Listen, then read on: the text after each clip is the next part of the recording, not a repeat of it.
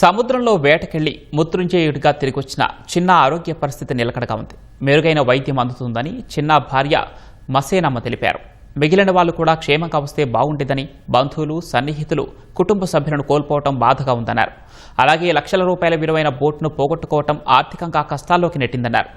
తమతో పాటు బాధిత కుటుంబాలను ప్రభుత్వం ఆదుకోవాలంటున్న చిన్న భార్య మసేనమ్మతో ముఖాముఖి. సముద్ర జలాల్లో గల్లంతైనటువంటి బోటు నుంచి మృత్యుంజయుడిగా బయటపడ్డాడు చిన్న. ప్రస్తుతం చిన్నకి వైద్య సహాయం అందుతోంది. చిన్న భార్య ఇక్కడ ఉన్నారు, వారితో మాట్లాడదాం. అమ్మ, ఎలా ఉందమ్మా చిన్న పరిస్థితి? చాలా ఇబ్బంది పడ్డాడంట. ఇబ్బంది అంటే మరి అలాంటి ఇబ్బంది కాదు, చచ్చిపోయిన బతికాడంట. ఇది తల్లి కాపాడింది, అమ్మ కాపాడింది తెలియదు. కానీ సరే ఆ 2 నిమిషాలు వాళ్ళు కనిపిపోతే అతను కూడా చనిపోతాడంట. అలా అంత నరకం చూశాడంట. అతను 2:30 ఫోన్ చేశారు. ఆ 2:30 ఫోన్ చేసిన తర్వాత 3:30 లోపు జరిగిపోయిందంట. ఈ 3:30 జరిగింది నైట్ 9 గంటల వరకు. అప్పుడు ఆ బోటు తిరగబడుకొని బోటు మీద ఉన్నారంట వీళ్ళందరూ కలిపి. ఇంకా ఇంకా వర్షం ఎక్కువైపోతుందంట. వల్ల ఎక్కువైపోయి వర్షం కూడా ఎక్కువైపోవడం బట్టి అది కిందకి అలా దిగిపోతుందంట. దిగిపోతే ఇప్పుడు ఇంక నవ్వి లేదు, అందరూ చూస్తే ఇంకా అతను ఉండిపోయాడు. ఇంక మనమైనా సరే మన ప్రయాణాలు కాపాడుకోవాలని మా బావగారు అన్నారంట. అది కారి చేతుడు అయితే ఒవులో వేవో పెట్టుకొని వాళ్ళు పడుపు కింద పెట్టుకుంటారు కదా, ఇస్తారు. అవి పెట్టుకొని వస్తున్నారంట. పెట్టుకొని వస్తున్నా మా బావగారు ఇంక ఏదైనా మేడసన్న అమ్మూరు అతను నన్ను ఇంక రానేని నాకు ఉబ్బురు కందకతుంది. అతను కూడా ఉండిపోయాడు అంట. చెప్పేసి ఉండిపోయాడు మా ఆయన గారికి.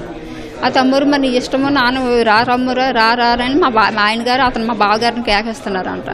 నన్ను రానేని చిన్న నన్ను బతకనేను అని అనుకుని అతను ఉండిపోయాడంట. మిగతా 5 ఉంటారు కదా, 5 తెల్లవారిన దాకా ఉన్నారంట.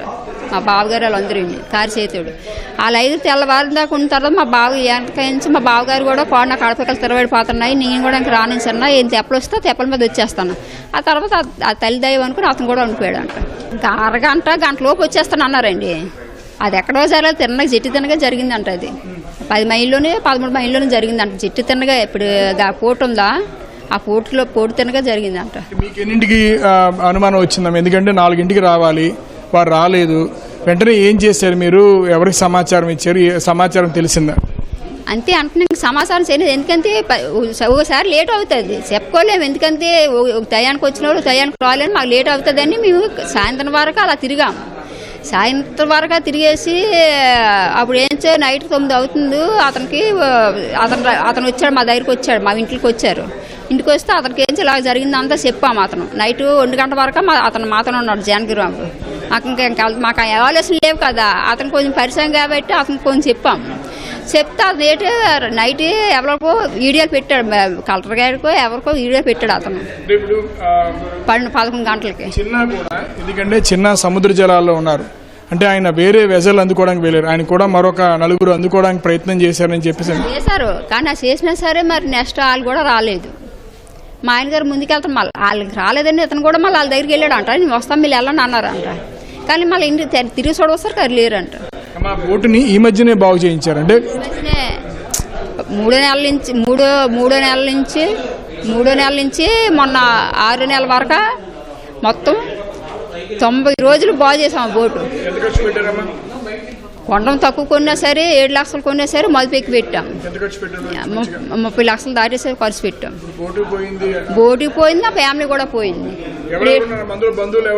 మాకు అందరూ దగ్గరలేనండి. మా బావగారు కొడుకులు, మా అక్కల ఆయన, ఇంకో అతను బండి అని అతను మా ఏరకాడు, ఇంకా అతను మా కొడుకుల ఫ్రెండ్ అతను దగ్గర అతనే మా కొడుకు అవుతాడు. ఒకవేళ వాళ్ళ ఒడ్డుకు వచ్చి ఉంటే ఆర్థికంగా ఏ రకంగా ఉండేది? ఇప్పుడు ఏ రకంగా చితికిపోయారమ్మా? అతను వాళ్ళు బయటకు వచ్చేస్తే ఇంకా సంతోషంగా ఉంది. ఇంకా రాలేదు కాబట్టి మనం బాధాకరంలో ఉన్నాం. ఎందుకంటే మా ఫ్యామిలీకి ఒక పెద్ద దిక్కు లేకుండా పోయింది. మా ఆయన ఒంటి కూడా ఉన్నాడు. ఇప్పుడు ఎవరు చూసుకుందాం మా ఫ్యామిలీకి. మా ఆయనకి ఇప్పుడు ఈ కుటుంబాలు ఉన్నాయంటే ఇప్పుడు అవతల కుటుంబాలే 7 కుటుంబాలు. మా ఆయన గారితో 7 కుటుంబాలు. 7 కుటుంబాలతోనూ మా ఆయన గారు ఇప్పుడు వీళ్ళందరూ చూడాలి. ఇప్పుడు మమ్మల్నే పట్టుకుంటారు. ఇప్పుడు మామ వాళ్ళకి ఏదో న్యాయం చేయాలని ఇప్పుడు కోరుకుంటున్నారు వాళ్ళు. ఇప్పుడు ఎంతో ఒక బాబు గారికి పిల్లలే, ఆ పిల్లలు చిన్నపిల్లలే అందరికీ. నాకు కూడా 2 చిన్నపిల్లలే. మా పిల్లలు కూడా పెద్దలు. పిల్లలకు 6 సంవత్సరాలు, పిల్లలకు 14 సంవత్సరాలు. మా మాత్రం తెస్తే తిన్నట్టు మా తిన్నట్టు మేము బయటకు వెళ్ళేవాళ్ళం కాదు. వాళ్ళు కూడా అంతే. మగవాళ్ళు తెలియదు, అందరూ గంగమ్మ తల్లి అందులో బతికిన వాళ్ళు. అక్కడికి వెళ్తే తిండాడు నాకు పస్తులు ఉన్నట్టు. చిన్న ఆరోగ్యం ఎలా ఉంది ఏమంటారు, వైద్యులు ఎలా చూశారు ఏమంటారు? బాగా ట్రీట్మెంట్ చేస్తున్నారండి, బాగానే చేస్తున్నారు. అన్ని ఏడు కూడా లోటు లేదు, బాగానే చేస్తున్నాడు. అతను ఏంటంటే యూనియన్ ఆఫీస్ ప్రెసిడెంట్ లక్షణ మైల్పిల్లి లక్షణ, ఎమ్మెల్యే ఎంపీ వాళ్ళందరూ మా ఇప్పుడు ఎంత మేడం చేస్తాను అంతలో ఇప్పటికి వచ్చి. ఇది ప్రస్తుతం అయితే చిన్న ఆరోగ్యం కుదుటపడింది, ప్రస్తుతం వైద్య సహాయం అందింది. చిన్న వైద్య సహాయం అందడంతో కోలుకుంటున్నాడు. కెమెరా పర్సన్ నరేష్తో ఆదిత్య పవన్, విశాఖపట్నం.